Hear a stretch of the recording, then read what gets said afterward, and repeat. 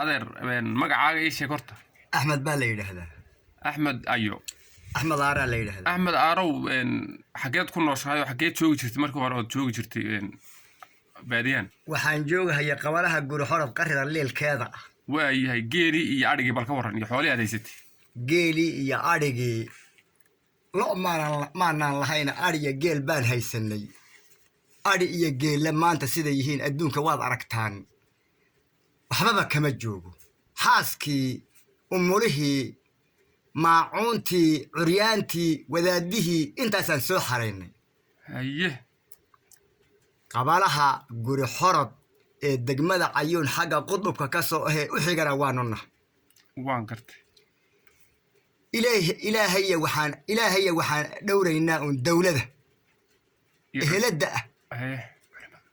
culimadana waanu dhowraynaa laa ilaaha illa allah aanu isugu nimaadno dal iyo dibadba ehelada muslimiinta meel walba joogtay 5 sano iyo qabaluhu degmada u xigay 10 sano iyo u xigay intay dhisnad buu u xigay waliba isaa ka fadhi horeeyay xoolahanay wax ku fakaday wax abaari dhamaysay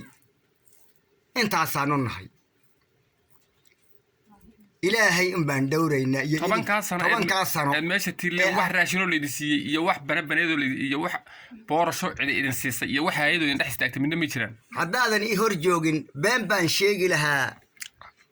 nin been sheegi baan hadda waynaan ii hor joogin nin been sheegina waa khoofku ku jiraa wax gacantanada soo galay oo idin kaale la yiri oo naloo qoray oo aan qaadanay oo aan qismaansanay haddii aan qariyo oo aan qarsaday ilaahay baa igu arka waxse dawladuna nasiisay ma jiro wax dadweynihii xigaalka hayeen agjiinay nasiyayna ma jiro meelun baan curyaana farfadhiyanahay oo aan iska farfadhinaa waxaanu lahayn dadka waaweynkii wuxuu lahaa war waxbaan sugaynaa ilaahay